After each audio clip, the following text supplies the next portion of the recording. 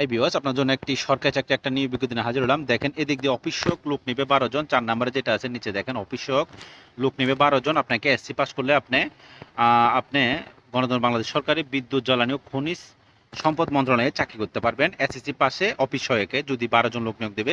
যদি আপনার সরকারি চাকরির স্বপ্ন থাকে তাহলে আপনি এই পোস্টে আবেদন করতে পারেন যদি এসএসসি পাশের একটা সার্টিফিকেট থেকে থাকে। 3 নম্বরে আছে অফিস সহায়ক কাম কম্পিউটার ক্ষুদ্র করি, এখানে লোক 9 জন। যদি সরকারি চাকরির মধ্যে আপনার কম্পিউটার চাকরি করার ইচ্ছা স্বপ্ন থাকে এবং আপনার একটি এইচএসসি পাশের একটা সার্টিফিকেট আছে, উচ্চ মাধ্যমিক পাশের একটা সার্টিফিকেট আছে, তাহলে আপনি আবেদন করতে পারেন। লোক নেবেন 9 জন। এখানে কম্পিউটারের যদি আপনাদের অভিজ্ঞতা নাও থাকে আপনারা আবেদনটা করে ফেলেন।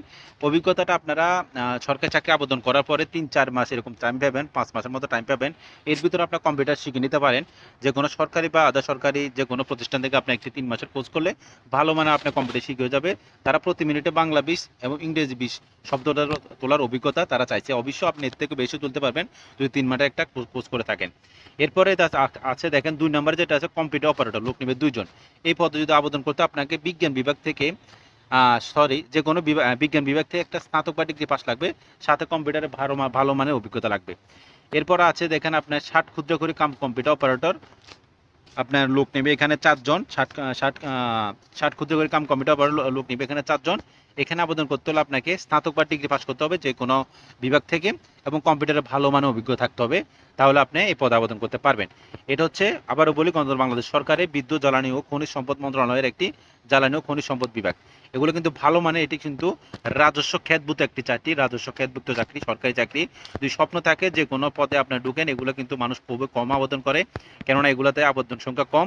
যদি নিজের স্বপ্ন থাকে অবশ্যই আবেদন করতে পারেন। এবার আসেন আপনার বয়সটা। এখানে দেখেন স্ক্রিন উপর দেওয়া আছে বয়সটা 32 বছর হতে হবে আপনার।